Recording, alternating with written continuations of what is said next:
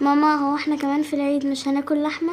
في شوية رجول فراخ عند عم اسماعيل، انما ايه يستاهلوا بقك. رجعت خطوتين عشان اشوف مصدر الصوت، لقيت ست تلاتينية ماسكة ايد بنتها والبنت عيونها على اللحمة، فمامتها كتمت دموعها وبصت لها وقالت لها في شوية رجول فراخ عند عم اسماعيل، انما ايه يستاهلوا بقك. البنت وقفت مكانها وركزت نظرها على مامتها وكأنها بتلومها على فقرهم. كنت واقفة بشوف المشهد ده وانا مش عارفة هو انا اصلا نزلت من البيت في الوقت ده بالذات ليه. انا تعبانة وفاضل لي في الحياة كام يوم ويمكن ساعات، مش عارفة. عندي مرض محدش اتعالج منه، كل اللي اتصاب بيه مات. بدأ معايا بالروماتيزم وقعدت اتعالج 4 سنين وفضلت تعبانة ومفيش اي تحسن. شخصت بعدها روماتايد، بقيت بنت هزيلة مش عارفة حتى تسند نفسها. وبعدها اكتشفت ان المرض اسمه الذئبة الحمراء. ما كنتش بروح المدرسة والتزمت السرير وفضلت 8 سنين باخد علاج. كنت كل ما بتوجع امي كانت تقولي قولي يا رب. جه علينا شهر رمضان والعيد خلاص بيقرب وكل الناس بتفرح وانا مستنيه قضائي. شعور مرير وصعب يتوصف، لحد ما قررت انزل من بيتنا لوحدي اشم كده شويه هوا واحاول اشوف الدنيا ولو لمره واحده اخيره. نزلت بالعافيه ورحت اشتري طلبات العيد لامي،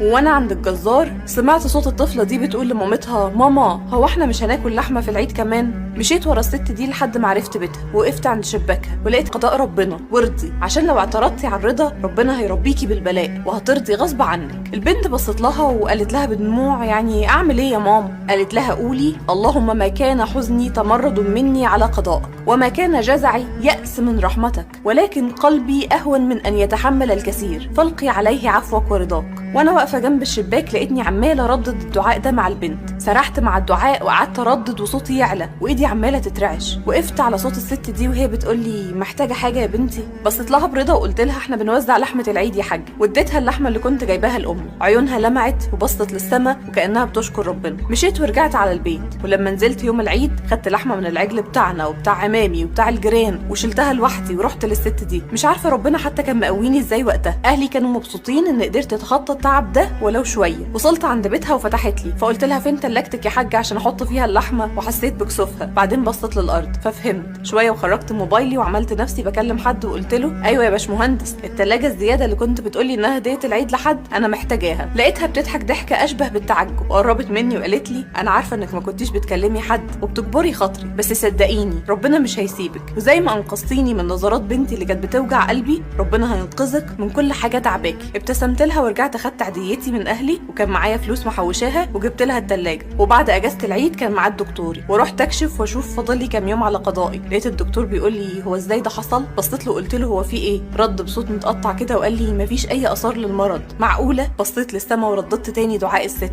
وبصيت للدكتور وقلت له ما خاب عبد جبر خواطر الناس، وكنت اول واحده في العالم تصحى من